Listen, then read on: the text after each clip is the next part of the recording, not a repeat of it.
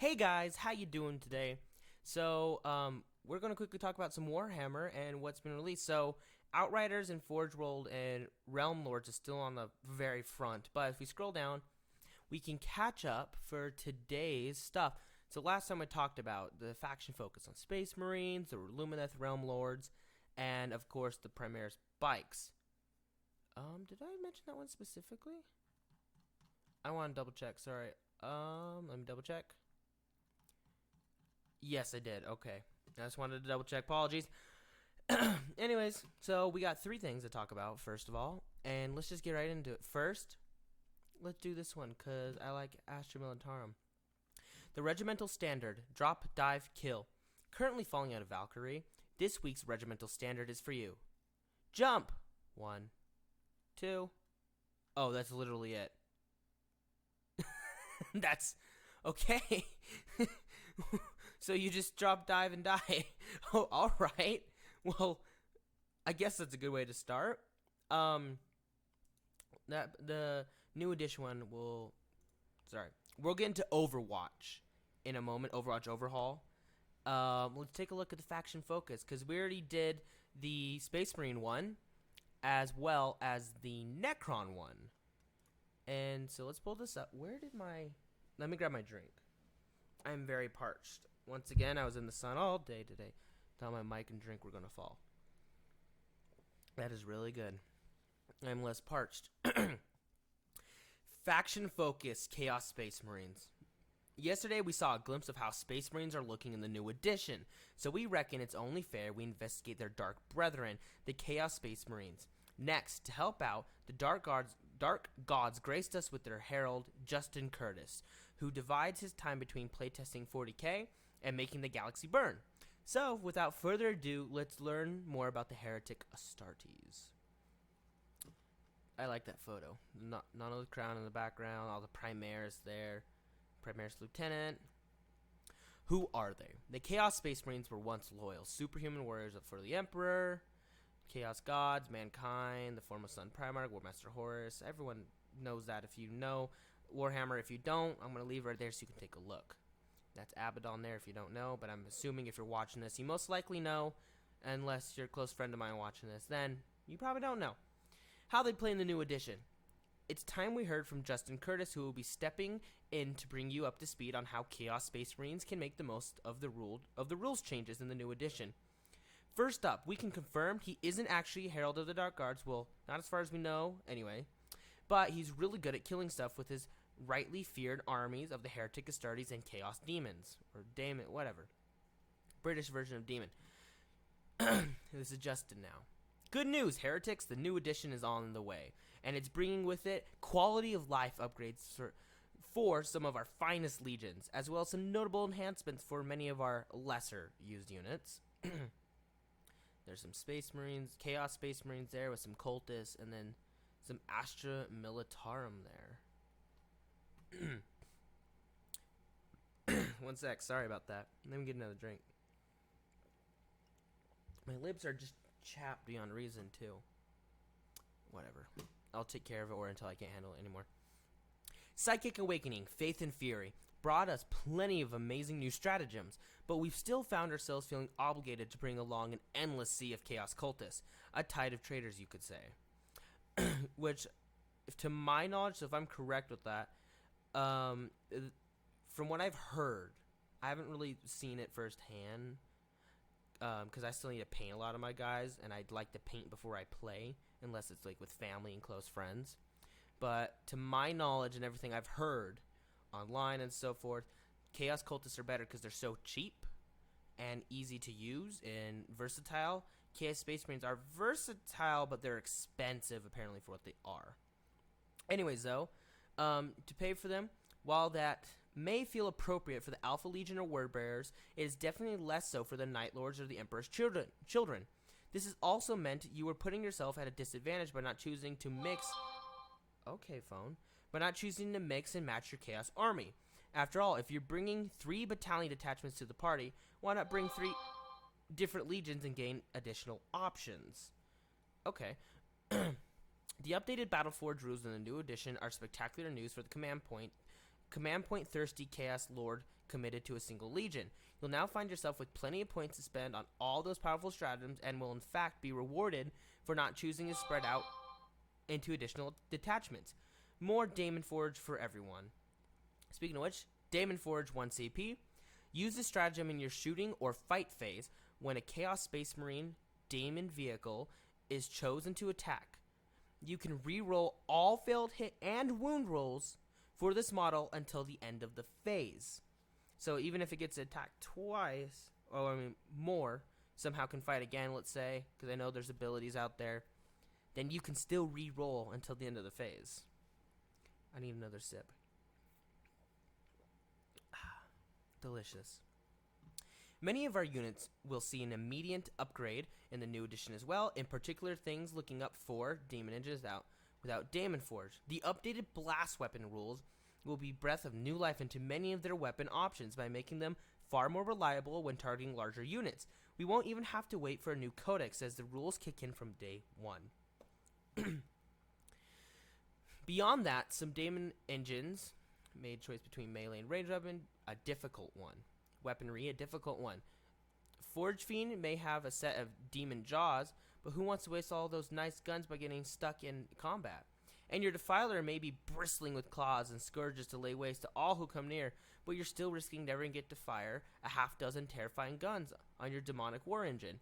If you spend all game staying up close, the newest edition will give your vehicles a chance to keep firing away even while smashing Imperials to bits with their metallic hands and or teeth. This will make shooting / assault versatility of most demon engines feel like an asset rather than a missed opportunity. So right now, in the current edition, obviously, you can, like right here on the left, what's his name again? Forge Fiend, it can't shoot if it's in melee. And like this one right here on the right, if that gets in the melee, yeah, it's going to do great. I think. I don't know its stats actually, but it will do fun. But it can't shoot.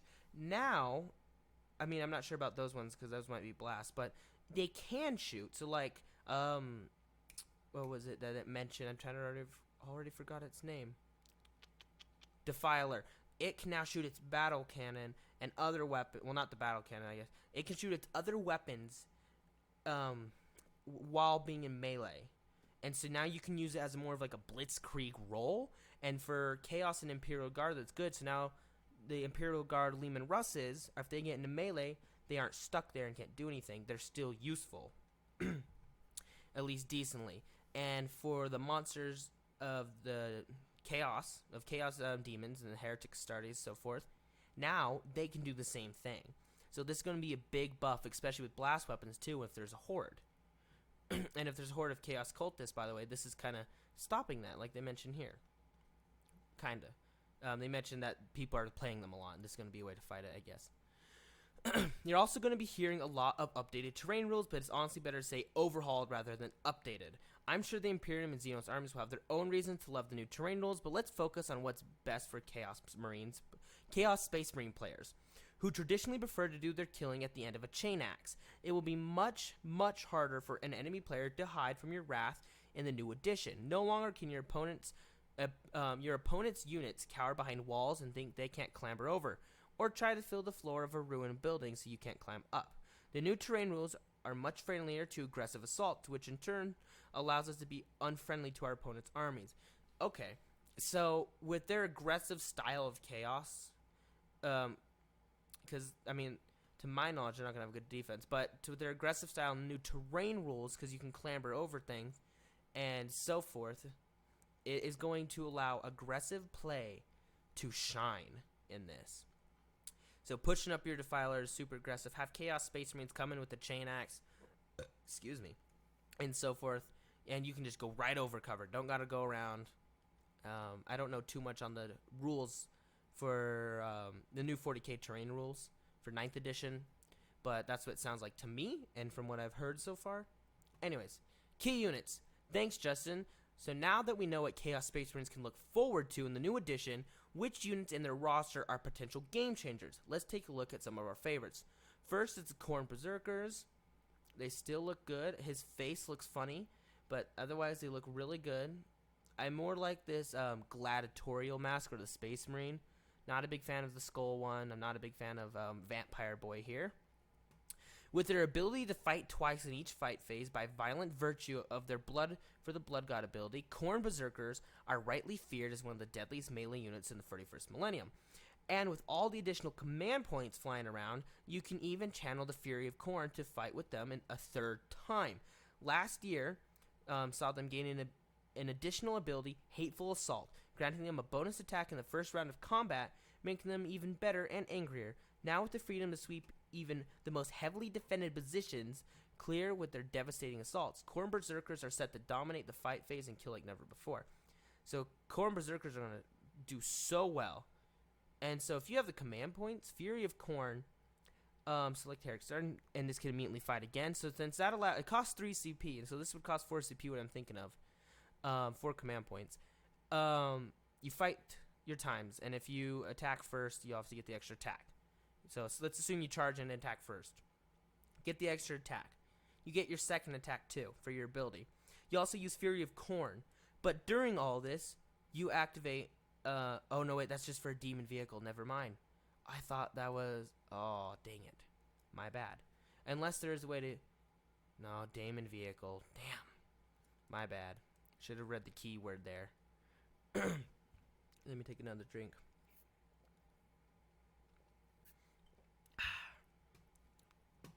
So here's the Defiler, like I was mentioning. So now the guns on the left, the right, I think the middle might be blast, which are special rules on that, but at least the left can now be used in close quarters combat, and so it's going to be better. Anyways, so let's read what it says. It's big, it's tough, and a Defiler can dish out a world of pain, especially when juiced up by the Daemon Forge ability, which was the top one I mentioned that I thought would pair. If you stick with the Defiler Claws as your melee weapon of choice, you can kit it out with Twin Heavy Flamers versus improvised barbecue even during combat. While you're at it, give it a combi flamer to make sure those victims go from medium rare to well done. I don't know where, but I don't know anything about the Defiler. And also here's its. I didn't know it's strength times 2, AP minus 3, D6 damage. Stay away, kill it. Got it. Lord Discord on Hellstalker. This one model army is devastating all-round addition to any Heretic Astartes force. I've heard that a lot about him. Heard he's really good. For starters, it has the vehicle and demon engine keywords, meaning that it has all the benefits from similar advantages to the Defiler, such as being able to use the Bale Flamer at point-blank range. However, it can also hamper those same newfound abilities on enemy vehicles with his Aura of Discord. They're called Traitor Legions for a reason, so why fight fair? Aura of Discord. Subtract 1 from any hit rolls made by vehicle units while they are within 6 inches of any enemy models with this ability. In addition, add 1 to hit rolls for attacks made by Legion Daemon units while they're within 6 inches of this model. So a Defiler next to him is going to add 1 to the hit roll, and like a Lehman Russ next to him, it's going to minus within 6 or anything with vehicle keyword. And since he's a machine, since he's a vehicle, a demon engine, so monster basically, they don't have the hit penalty to move, if I'm correct. So that's everything for this Chaos Space Marine faction focus. I'm interested how they're going to play. So I think we're going to get some more diverse armies after this edition, and not just a spam of anything. I think like we're going to get some pretty diverse armies. And let's go into Overwatch Overhaul, but let me get another sip.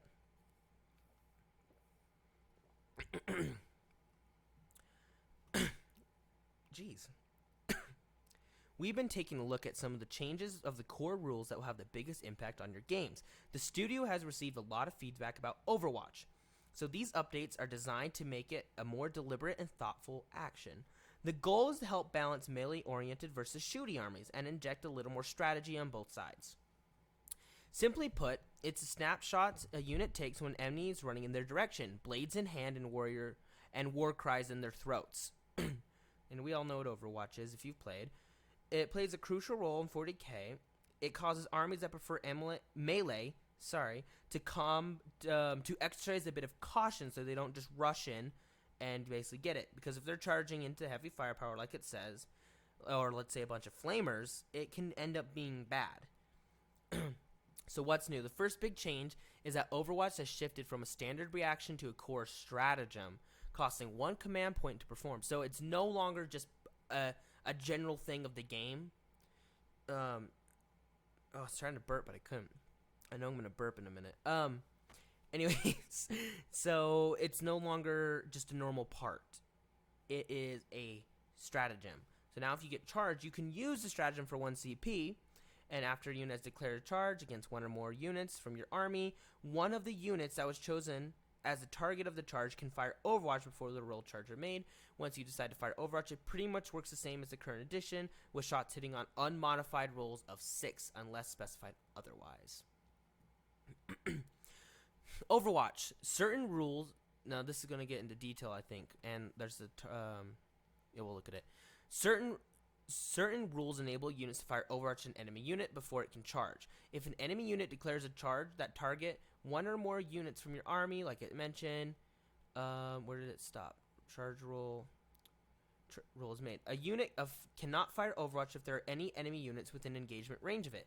Overwatch is resolved like a normal shooting attack, albeit one resolved in the charge phase, and uses all normal rules except that an unmodified hit roll of 6 is always required for a successful hit roll, irrespective of the firing model's ballistic skill or any hit roll modifiers. In addition, when a model fires Overwatch, it does so at the charging unit. Any rule that states the unit cannot be targeted unless it's the closest target, AG look out sir, does not apply when firing Overwatch. So the closest model rule does not matter if Overwatch is being placed.